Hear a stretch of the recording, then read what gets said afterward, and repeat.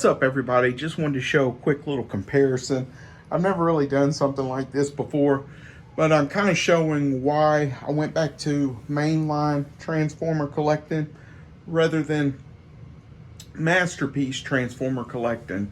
I had a nice little collection of Masterpiece Transformers, but I ended up selling them all. I got rid of the entire collection. I found myself enjoying the mainline distribution of Transformers more than I did the Masterpiece Transformers. Meaning I've never been really good at transforming them. If they come in bot form, I usually just leave them in bot form. I thought the Hasbro Redline series was going to do good because they're just the characters. They don't transform. Because I just like the way they look on a shelf, but I do like to pose them. So statues was out of the question. And I have been keeping an eye on, I believe it's the MDLX Transformers. But I don't know if I want to jump into that because I've pretty much got a nice Transformers collection. But I have been moving pieces out to replace some pieces. And that's what made me think about doing this video, because I'm replacing some of these and I'm going to throw up the ones that I don't want on my Mercari account and maybe get a couple dollars back to put back into the collection. So again, I just wanted to show you some quick comparison shots of the ones that I previously had to the newer version that's going to go on the shelf. So the first one that we're going to take a look at is Cosmos. And this one was from the Thrillin' 30 line. And it's a Legend scale, which is now somewhat too small to fit with my other Transformers. And that one is, I believe, a deluxe size. And it just looks a lot better on the shelf, you know, when standing next to the other Transformers. But this was great for its time. I really enjoyed this Transformer. But again, it's a little too small. It does have a Target Master right there. I don't recall that character's name. But turns into a little space shuttle and then a double barrel pistol. But this was the old version I had on the shelf. And now I have this newer version, which looks a lot better compared to the other Transformers. So I'm really happy with this. It took me a while to find this, but I did find it at a local shop. But this one looks so much better on the shelf. So this one's going to be taking the place, and this one's going to be going out to the pasture. So there is Cosmos. Another one we have is this one right here, and this is Grapple. And you'll see a comparison in size is drastically different. I do like the paint deco on this one. Of course, it's going to be a little bit better compared to this one. The price on this one when it first came out was $9.99. This one, I think I paid $18.99 for it, or $20.99. I can't remember. But again, this basically goes to a size difference. And I do want to point out that this is from the 86 Studio series.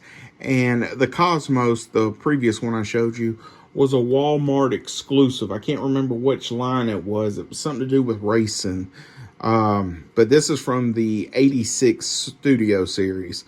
But again, I loved this when it first came out. But then when I saw this come out, I grabbed this, and now this one will be taking its place on the shelf, and this one is going to be going out the door. So really enjoyed it for its time. But again, this is why I enjoy the main line. It doesn't break the pockets when you change out your figures. So the other one that I got was Ratchet. And this one, I haven't even picked up Ironhide yet. The new version of Ironhide in the 86 Studio series. This is the Ratchet from this Studio series. Because honestly, I like this one and the Ironhide from the War for Cybertron series. And this one, I believe, was a Walgreens exclusive.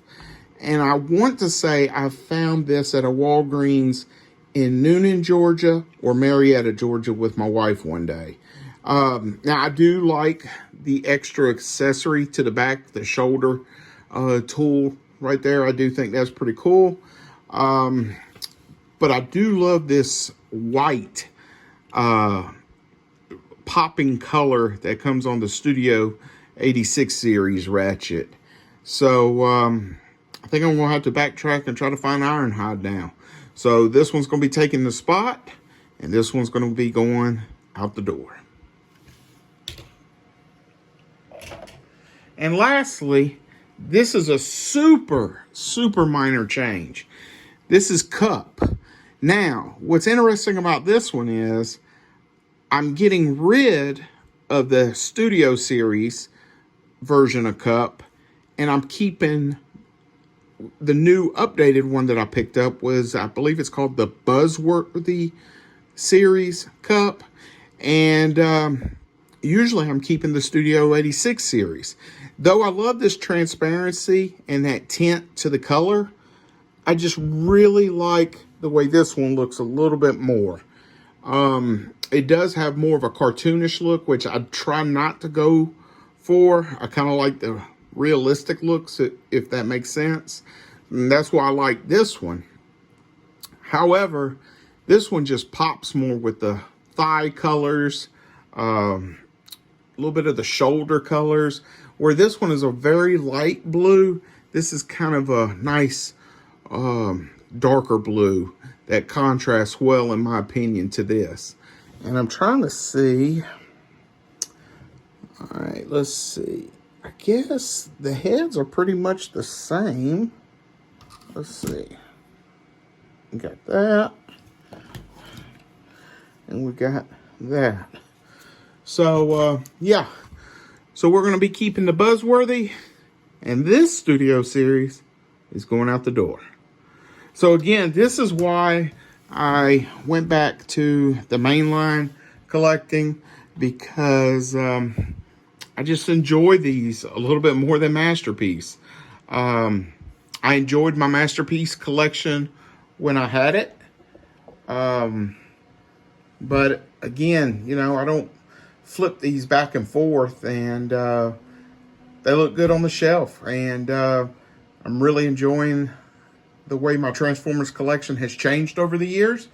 And I'm happy that I was able to upgrade some characters. So let me know in the comments if you do that as well. Do you just constantly upgrade the best version the more it comes out? It just seems like it's a hamster wheel of collecting. But, you know, to me, if you're upgrading, you're getting what you paid for. You enjoyed what you previously paid for, and you're just enjoying your collecting life. All right. Thanks for watching. Later.